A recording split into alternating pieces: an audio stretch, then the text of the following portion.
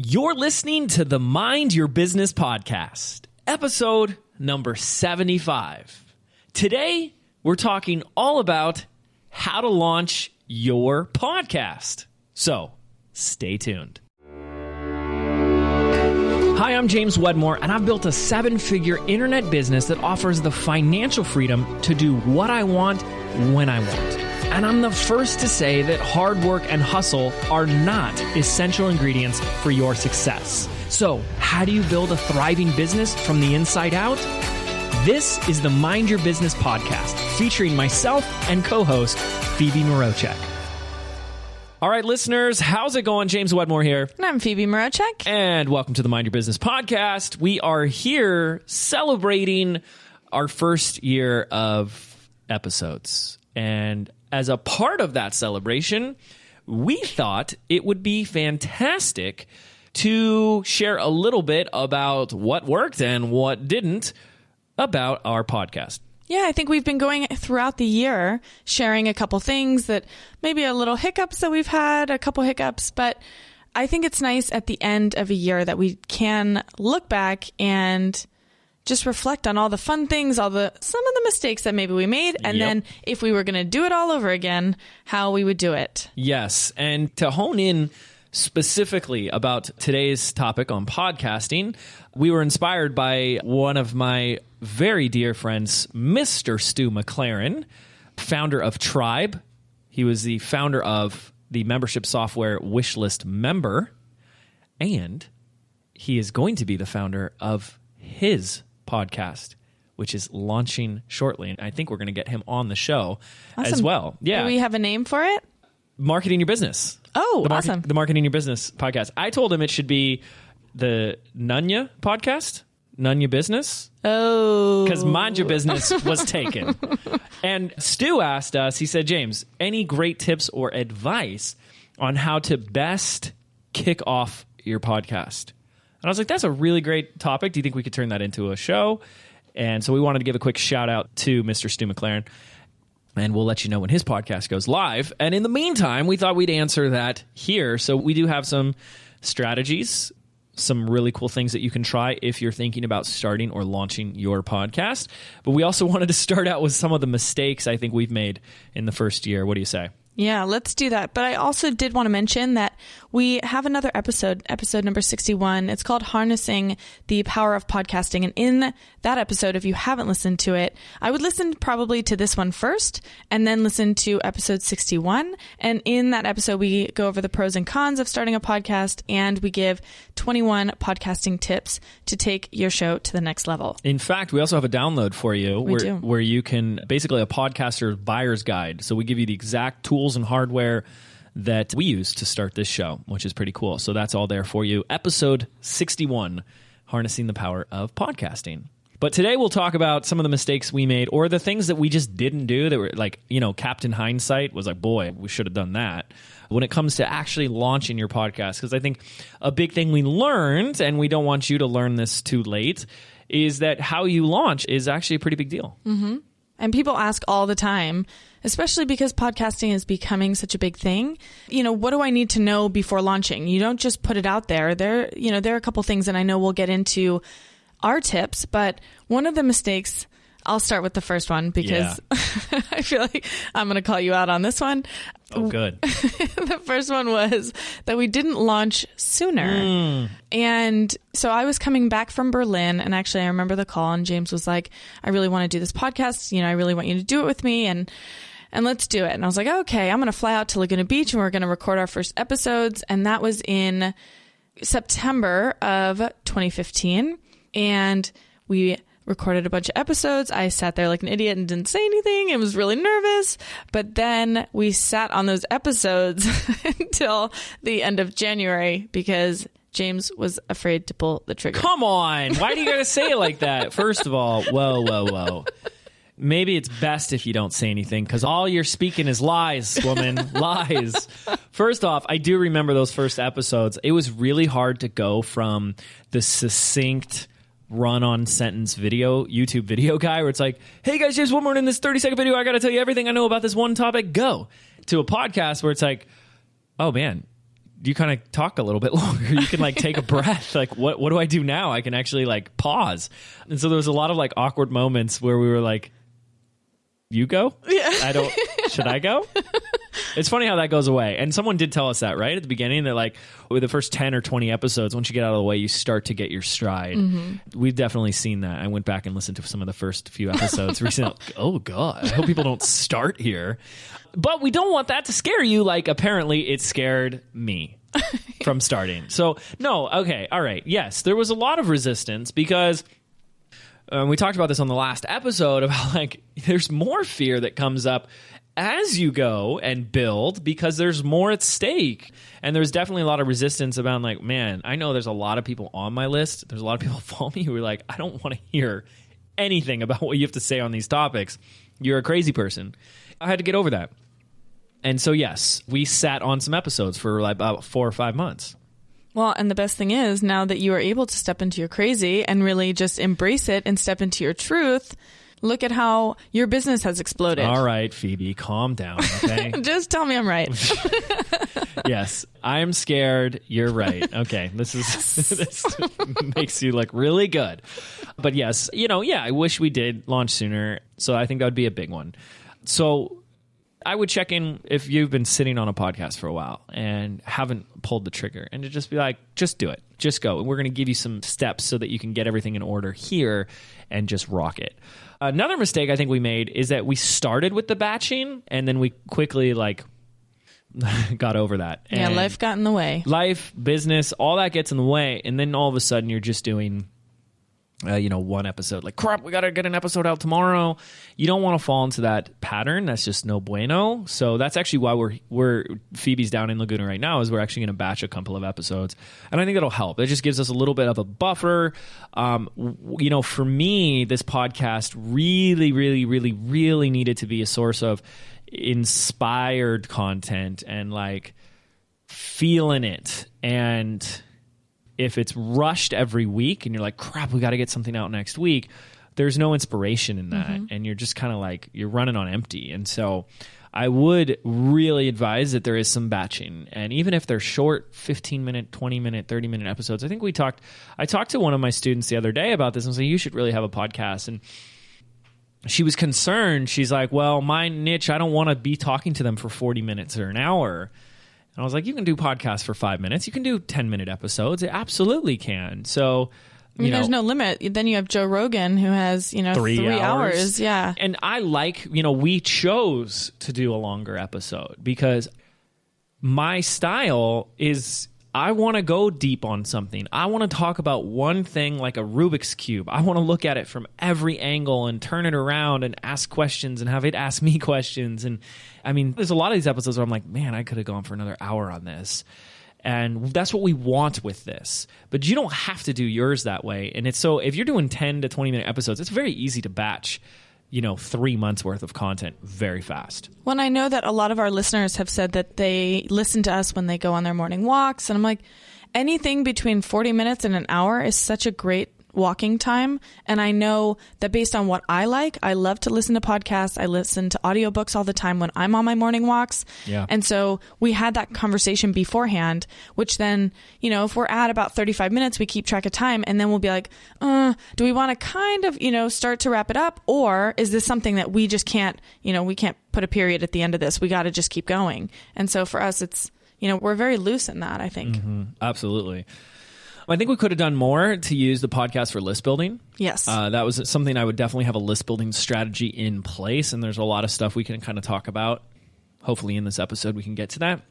And then when we weren't as effective with the list building from the podcast, we also, to bring it full circle, weren't as consistent with mailing and promoting on the episodes. And what's great, though, is what we've discovered with podcasting is that you get a lot of loyal listeners that they don't need an email. They don't need to be notified because they get the notification in the app, or they're just always checking. And it was so cool. For a while, we took a break. I was on my honeymoon and a launch, and it was just like, it really started to feel like a hamster wheel of episodes because we weren't batching. So we took some time off. Mm-hmm. And I was really adamant about that because I'm like, I'm not feeling inspired. by the episodes right now. And I think that hurt us. Like our downloads really started to go down. You know, obviously you're not coming out with any new episodes, but as soon as we got back, like, wow, they went higher than before. Well, did you happen to notice there were a bunch of people that wrote in, if you have an episode idea or you want to see someone on the podcast, you can, we can link to that, but we see it from the other side and I can see people's responses. And there were probably 3 or 4 or 5 maybe that were like, hello, is everything okay? Yeah. And I love that. And I got emails. You guys dead?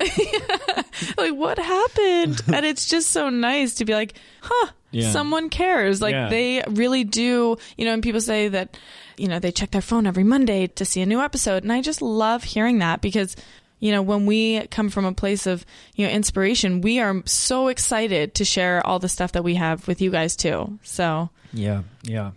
So let's get into, I think we've got a list of 8 really simple and easy strategies to help you launch your podcast and get the most out of it. And I think the reason we wanted to do this, not just because Stu asked, but because there really is something important about the launching the first 8 weeks, I guess, of your podcast. In fact, that takes us to our first tip, right? Mm-hmm. So within your first 8 weeks, the intention or what you should hopefully strive for is to get into what iTunes calls the new and noteworthy section. So if you're in the new and noteworthy, it's going to pop up at the top of iTunes, and that's just going to help get your name out and help people, find you quicker because iTunes is notorious for not having a great search function. So if you are just scrolling through, very rarely is somebody just going to, happen to find you. So it's important that you strive to get into the 8 weeks. And the way that you do that is just to have a good amount of downloads.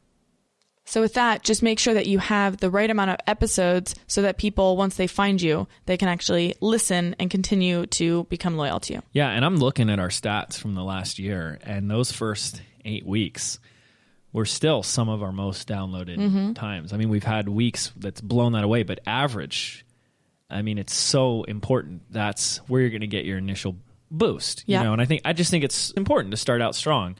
So and I think some things that I think we're not experts on, but you're going to want to do the right research to make sure you're in the right category in iTunes. So what are we, like business and marketing or something? Marketing and management in the business category.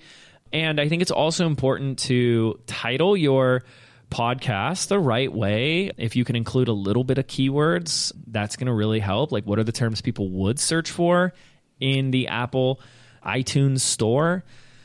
And making sure that it's just also clear with the image, the title, all that stuff. You've just kind of spent a little bit of time. So even if you can just like go into, the podcast store or the iTunes store and look at some of the other top podcasts and just start to model, what is their title? What are their descriptions? What are the images that you see? Now, one thing that we don't do, and I've thought about, I don't know if you've thought about this, but having our faces on the podcast, because a lot of the top podcasts have pictures of people in their face so they can be more associated with it.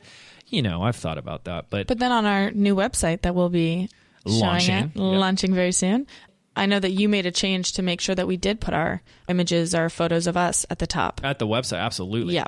It's just hard, like putting 2 people's faces with the name and the logo. Like there's just they don't give you that much room. So we might change that up. I noticed that there's a lot of people, it's the face. Yeah, and I think also one thing to note is your logo might look great, when you're playing it on your phone, but remember how small it gets when it is actually in the store. Yeah. And what are people going to remember? So I've seen one I've seen a ton that you're like, they obviously didn't think this one through, and you want it to be an eye-catching image, so then when people are scrolling down, they're like, oh, what is this? And they'll look into it, read your description, and then listen to your first few episodes, which really then give them a taste of what to expect.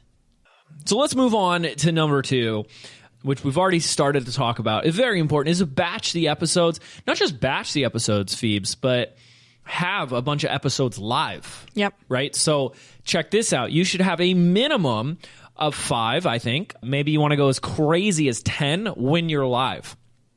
So I think, what did we start with? 4? Yeah, I think we started with 4 or 5, but it was longer episodes. Yeah. But iTunes is counting downloads. So yes, there's some people that kind of quote unquote cheat the system by doing like the 5-minute episodes, and then they start with 10. So you're like, go through all these episodes really fast. And iTunes is probably sitting there going, wow, look at all the downloads they're getting. We got to, promote their podcast more. They're probably not doing stuff that like YouTube looks at. YouTube looks at average watch time, total watch time, and they're probably not having that capacity here. I just don't know enough about the iTunes algorithm. So I would advise when you launch, you have 10 episodes in there. Have you ever seen a new podcast and you go in there and there's one episode and it's like intro? Exactly. And that's the worst. Why I started. It's like, I don't care. Right. Even though I think you should have that as your first episode. We did that. Why I started this podcast. Tell your story, everything behind it. I think that's really important. But yeah, you got to have a good group in there. And then every week already, you're doing a new episode. So by the end of that 8 weeks, you've added an additional 7 to 8 episodes. I think is really, really important, because what is the number one thing that we hear people say about our podcast? They binge listen. Oh, you knew it. I didn't even have to cue it or write it down. All the time. We hear it all the time as people say, OMG, we just binge listened to your podcast. And this is a very significant thing to talk about, because I've ran a YouTube channel for years and no one has ever said that. No one has ever said, I just binged watched all your videos. But they do binge listen. YouTube, it's like, I watch one video, I got what I needed, and I'm out. Or maybe I watch a couple, or I'm getting distracted and now I'm watching videos from somebody else. But once they're in the podcast loop, it's like the next one and the next one and the next one and the next one. Yeah. And that's also, we're playing the long game here. I felt like at the beginning, we're like, we don't want you just to find our podcast and, listen to an episode and then obviously go away or whatever. We want you in it to win it. Like, that's how I was coming into it. Phoebe, are you in it to win it? Always in it to win it. So that's number 2. Number 3, you want to talk a little bit about this one. This is our pre-launch promo strategies, which we didn't really do, right? Right. And actually, this is why I was going to say number 2 is so important, is because anytime you start a new project, you're going to have, some butterflies and some nerves going. And if you already have those episodes batched, then you can focus on the things that are important, which is, getting the word out about your podcast, what people can expect. And so there can always be a build up to whenever you're going to launch it. So that can be anything from some of my favorites, or if you are deciding between, 3 or 4 logos or some taglines, putting that on your Facebook and asking people to vote for it, or putting it in a Facebook group and just getting people, they don't really know, or maybe they know, but you're just asking for their advice and that's what they want to give you. And so then once they see your name and you're coming out with this podcast, then they're immediately interested. So that is the pre-launch, and that just gets some momentum, gets you excited, and maybe hopefully helps some of your nerves. And then as far as the actual promotion of the podcast, this is something that is on our list of things to improve in 2017. Yeah. Is just to get the word out, because we have, once you've proven the concept and people love it and, are listening to you or binge listening to you, how are you going to, what channel are you going to use to get them back to the podcast? So I want to talk about both of these things really quickly, because this is great, because we didn't do much on a pre-launch. No, we did. Remember we were doing some Periscopes? You remember that? Oh, yeah. Yeah. So we'd get on Periscope. Remember Periscope? For 5 seconds. You remember MySpace? Oh my gosh, what a jerk. Yeah, so we'd get on Periscope and we'd talk about a topic for a little bit and say, hey, we're coming out with a podcast, and stay tuned. So anything you can do to start building momentum. And I think something I want to add here would be to add a survey, to email your list and say, I'm coming out with a podcast. I think that's the first thing you should do. What questions do you have for me that I can start to answer in regards to this? On the topic of this, what are you struggling with? What do you have frustration around? How can I help? And use that. And then maybe once they fill out the survey, send them to something else and say, would you like to be notified when the podcast is made available? Or do you want to join my private Facebook group where we're going to discuss the episodes? That stuff is huge for the pre-launch, to build it up, warm up your audience before you go, it's live, here it is. So if you're going, it's live, here it is, and people are like, what are you talking about? You did no pre-launch. But if you're building a little bit momentum up, giving a little behind the scenes, just recorded another episode, we're launching in a month, we're launching in 2, I think that would be really, really fun. And we did not do that. Right, because then it's a race against the clock for the 8 weeks getting in the new and noteworthy. Yes, and you've built up this fan base of people that are like, okay, we're in, let's do this. And then they can promote it with you as well. But now also in this, we're talking about how you can actively promote when you're live. That's a huge thing. So we ran some paid ads. We ran some Facebook ads and definitely some Instagram ads because we knew people were going to be on their mobile device. And we want to jump back into this. This will be so huge for us to just run Instagram ads to specific topics, specific episodes, and get people into the podcast apps listening again is just huge. So having a promotional strategy in place for every episode, from paid ads, retargeting from people who maybe were on the website last week and sending them, this week's episode is available. Emails to your audience.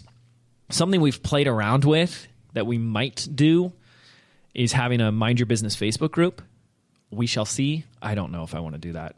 Yeah, I think we both are like, well, I don't know. But anytime I put a little box on the survey form that was like, would you want to be notified if we did start a Facebook group? And I don't think we've had a single no.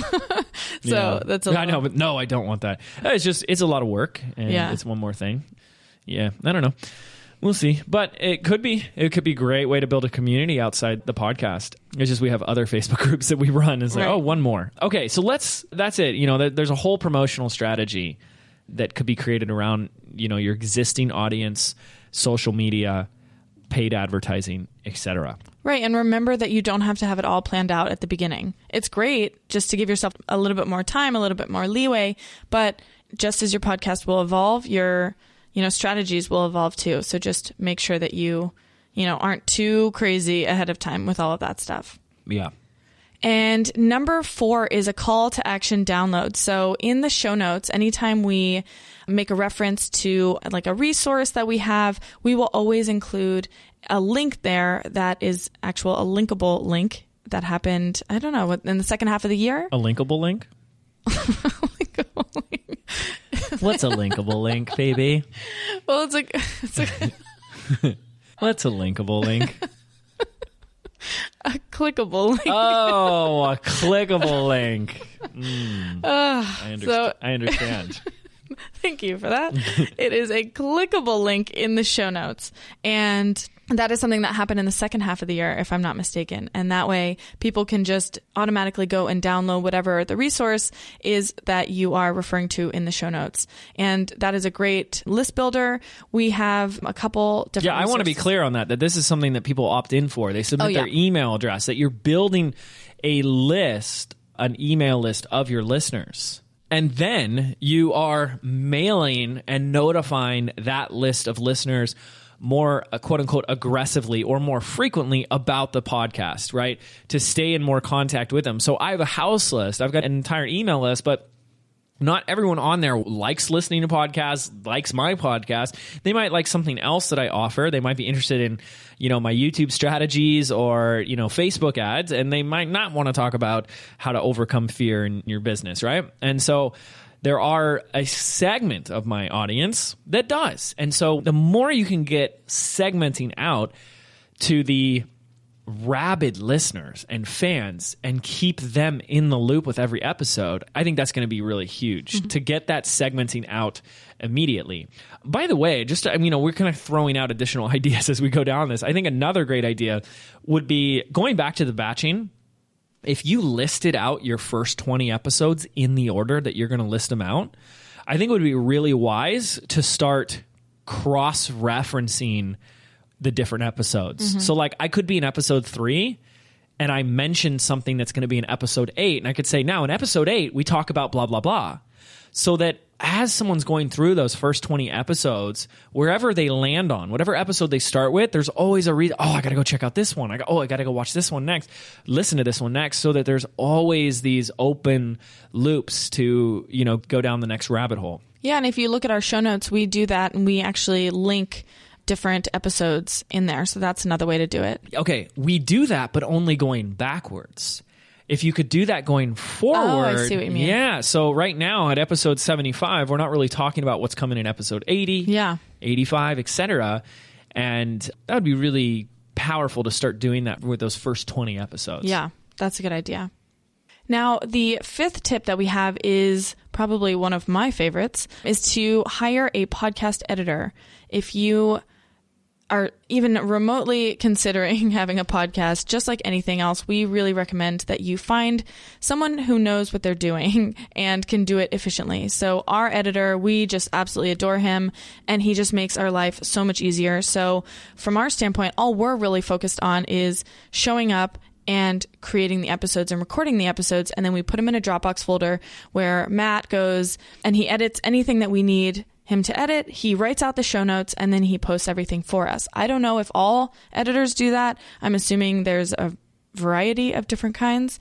But one thing that I did want to note is, I know I've mentioned this in the episode 61, which was when you have your editor, making sure that you and he or she have a conversation early on to kind of set the tone for what the show notes are going to sound like. And that was something that was really important, because I know that our particular editor has several clients. And so I didn't want it to be like a very, bog standard kind of template. I wanted it to really like sound like us. And even though we weren't necessarily writing them, he now definitely knows our style. Yeah, absolutely. I can't stress that enough, that it's not your job to do all that other stuff. And it just becomes so much work if you're doing all of it yourself. So definitely find the right person to help you with that. That might be, for a lot of people, what's holding them back. Oh, it's so much work. And it's not if you find someone else. In fact, for the longest time, we were using ScreenFlow. This is so embarrassing to admit. ScreenFlow, my video editing software, to record our podcasts, because we wanted to keep it simple. I didn't want to get onto fancy editing software and have to learn a new thing. I'm always looking for the path of least resistance. Okay, so let's look at the tip or strategy number 6 on our list of launching your podcast effectively to the world. I think that's really about setting a schedule and being consistent, strategically consistent with that schedule. I think that's so important. Now, I'm a big fan of the weekly.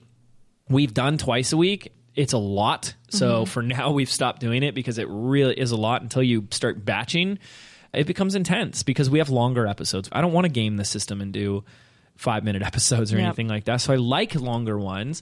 I like quality over quantity. I think iTunes wants quantity, but that's up to you. But I think letting your listeners know from the beginning, which I think we could always do a better job. Hey, every episode, new episodes every Monday here on the podcast, Mind Your Business podcast. I think that'd be something really good to let your people know, and just stick to that schedule relentlessly.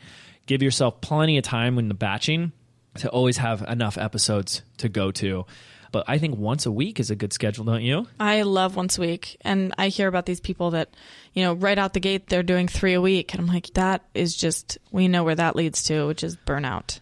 It can. Yeah, I think it can. But I think also because there's 2 of us. Yeah. It makes it harder because how many times we've had to battle each other's schedules. Yeah. We're like, you might be in the mood. And I'm like, I'm not in the mood. Right. And that flips. So we're also trying to find the right time for each other. That's something we haven't really talked about that's come up, is the format of the podcast. And I don't know enough to give any real answer to that, but I will say something that people have really liked about the show is the back and forth. Definitely. That's one of the biggest things that people, they're like, I really like the topics.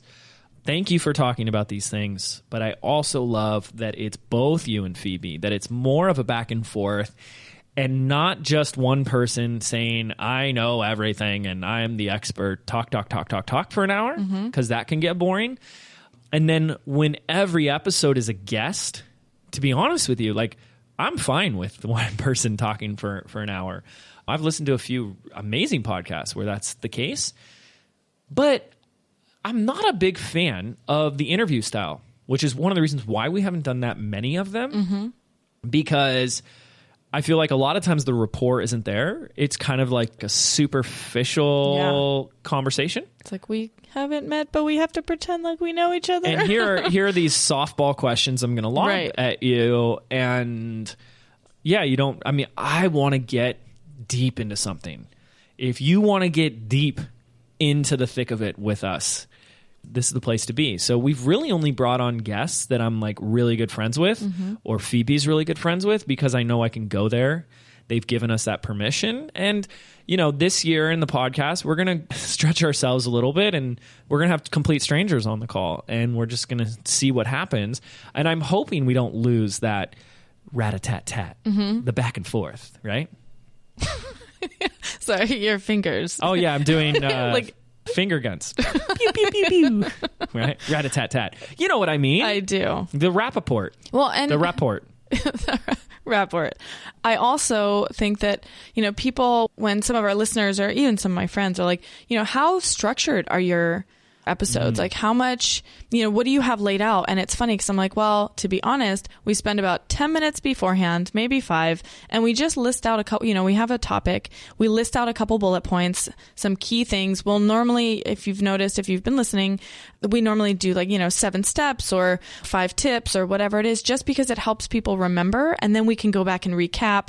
But we tend to, James tends to go off on several tangents. Hey.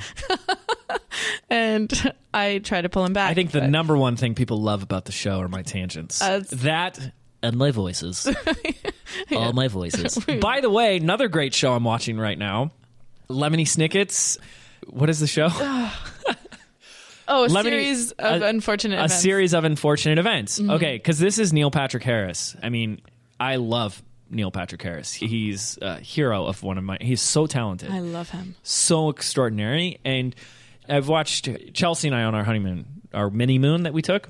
That's all we did was watch the first 4 seasons in bed in our hotel room. We watched the 4 seasons of How I Met Your Mother. Didn't leave the bed. Room service every meal, and we just watched that show. It's one of our favorite shows. It's romantic. I know, it was very romantic. It was all we could have all 2 introverts. It was a dream come true for us. And Neil Patrick Harris is just Barney. He's just so incredible, and it was this show, which I'm not finished with, he's produced it, and he's just amazing in it. It's more Neil Patrick Harris being Neil Patrick Harris, his whole animated characters and voices and impersonation. He's so good.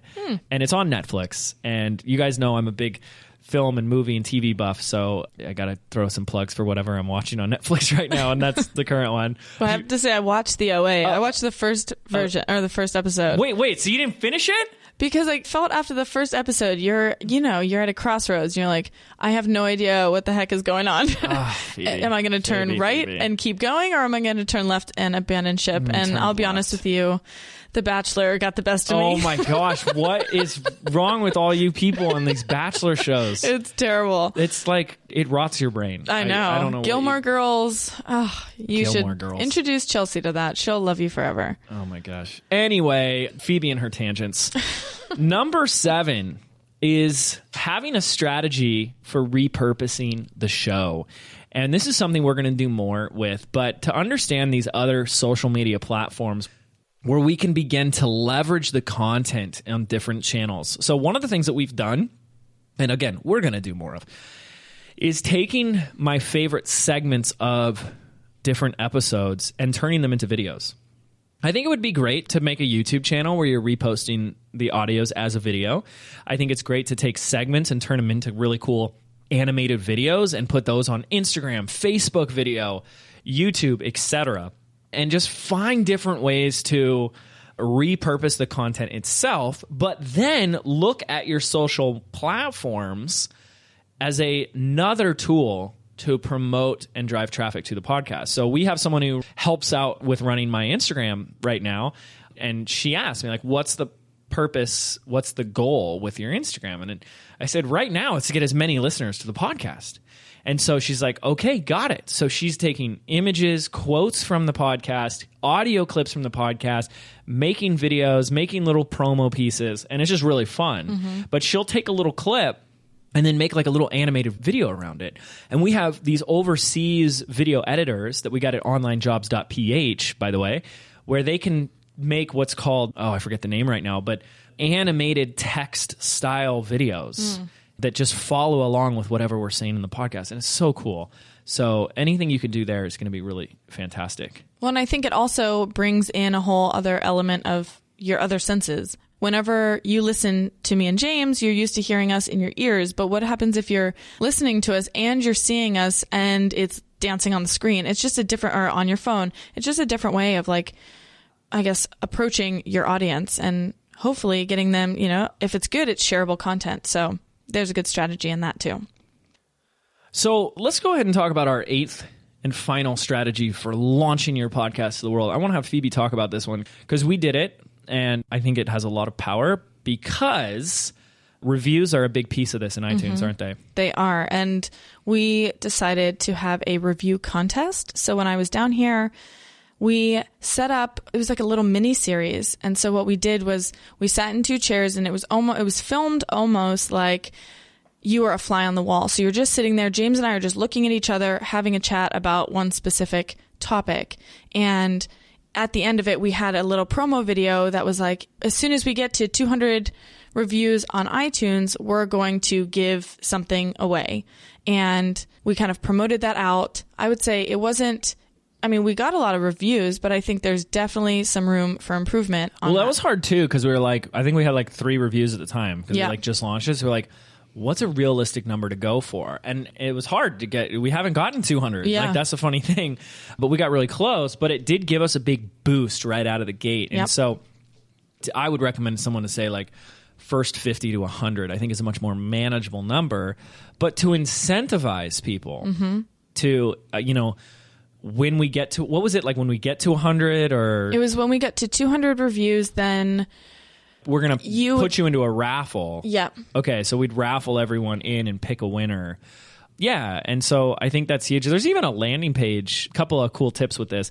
There's a lead page in Lead Pages, or a landing page in Lead Pages, that you can set up for a podcast contest so that it can like get you subscribers. And I'm pretty sure Travis Ketchum with Contest Domination has it set up so you can get... Don't quote me on this, but he has contest software. I'm pretty sure you can set it up so you can get it to promote your podcast as well. But, any way that you can incentivize people to take an action like review and subscribe to the podcast, definitely review it, enters them into some sort of really cool giveaway, I think is a great way to spread the word. What I love about Travis's software is that the way it's set up, and we don't want to go too far down this rabbit hole, but if you want to check out contestdomination.com, he incentivizes the sharing of it. So you would, like Phoebe, if you joined a contest where I say I'm going to raffle off a GoPro, well, the way you would win is you would enter the contest and you would get a link. And every person that you share that link with, you get another raffle ticket. So smart. If you shared it with 10 of your friends, you would get 10 raffle tickets. You've just increased your odds by 10 to win the GoPro. And so it incentivizes the sharing aspect and, really creates this viral sharing effect. I mean, man, when you're just doing that with a free podcast, free content, like I think that's just so huge. So I would definitely find a way to build buzz around some sort of contest, some sort of really fun. It doesn't have to be a contest. It can just be a giveaway of some sorts, I think that's really cool. We did an Instagram giveaway contest. What did we do? We did something with 48 Hour Film School. Do you remember that? Yeah, it was like a quadcopter. Yeah, we had like 5 prizes. And you had to like the page. Like the Instagram photo, like the page, or like your account, and then maybe you had to repost it. Oh, repost it. That's right. That's what it was. So you had to repost the photo, and then we did like a random number generator and picked 5 winners, and people won stuff. It was really cool. It was really fun. But, anything you guys can think of outside the box to help with this social sharing, the social engagement, I think is going to be really powerful. Yeah, and one last thing I did want to note about that was something with the review process. You can't actually link to the little tab on iTunes to show them where to review. So something that we did was we had Princess, my VA, go in and create a process of how do you actually get to the review section of iTunes, because there are people who aren't really clear on where that is and they want to leave you a review, but if it's not easy, they're going to leave and not do it. So we did that. So we created basically a process map to show all the listeners, okay, first go here. Step 2, go here. Step 3, leave us a 5-star review.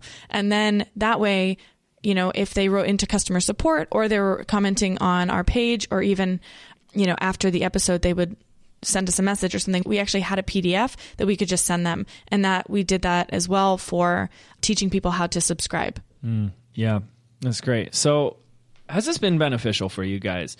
If you're thinking about launching a podcast, if you've been sitting on launching a podcast, I really hope that this will help. Again, we have another episode as well called Harnessing the Power of Podcasting. This is episode 61, and we'll link that up in the show notes. But one of the things we talked about there is if maybe you're a step back and you need to really determine, is podcasting right for you? We talk about the pros and cons and making sure you choose the right platform. Because if you're a content creator, if you're an online influencer, online brand, you have to have some sort of way that you're putting your content out there to the world. Like I've established myself as an authority before this podcast because I was putting content out there, and that transforms you into an expert and the authority and creates that community and tribe. So we all have to be doing that. Podcasting might not be the right way for you, but if it is, we want to encourage you to pull the trigger on that. In fact, one of our most downloaded episodes, episode 15, do you remember this episode?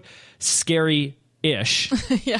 It's our fourth most downloaded episode, and it was like an on a whim, fly, off the seat of our pants, like, I got an episode idea. And we just pressed record and started talking. And it talks about, do you remember what we talked about? We talked about the fear I did have about launching this podcast and how that fear went away the moment you press send on the email, the moment you let everybody know it's live. And it's been nothing but this super awesome ride since. So if you need a little bit of an extra push on the motivation and you're stuck in the fear and the self-doubt, I think that might be a good episode for you to check out as well. So that's episode 15, Scary-ish. All right, so thank you so much for listening to this episode. Let's go ahead and quickly recap 8 cool strategies for launching your podcast. First of all, since you have 8 weeks into the new and noteworthy in iTunes, you want to start strong. You want to make sure you're in the right category. You want to make sure that you've optimized it for your keywords properly, and you've clearly identified what your podcast is all about in your description, your title, and of course, your image. Number 2, you want to make sure you've batched as many episodes as possible. Launch live with 5 to 10 and then do at least 1 per week. Number 3, have a pre-launch promo. Build buzz before you go live and then have a launch live promotion as well. If you can include paid advertising, emails, a Facebook group, social media, the more the merrier. Number 4, in every episode, you should have some sort of call to action download so that you can build a segmented list of listeners where you can speak to them or email them more consistently or more aggressively. Tip number 5, make sure you are outsourcing and letting go all of the work of editing, uploading, and adding the show notes. Number 6, make sure to set a clear schedule that you stick to and communicate it to all your listeners. Number 7, find a way to repurpose this content in any way possible. Turn it into videos, add it to a YouTube channel, use it on Facebook, Instagram, whatever you can do. And number 8, any way that you can throw in a contest to build buzz and create virality is going to be powerful.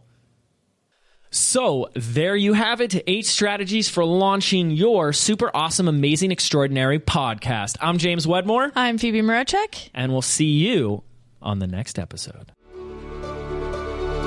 Are you frustrated that no matter how hard you hustle, no matter how much you get done in a day, you still feel like you have little results to show for it? Do you feel like you're doing everything right, but there's still something missing? Well, what if there was an easier way? What if your business could be fun, effortless, and profitable? Phoebe and I have put together a free audio MP3 for you, compiling the 77 business affirmations for creating success from the inside out.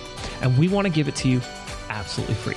This is your chance to rewire your brain for bigger results in your life and your business. To get instant access absolutely free, simply visit 77affirmations.com. That's the number 77affirmations.com.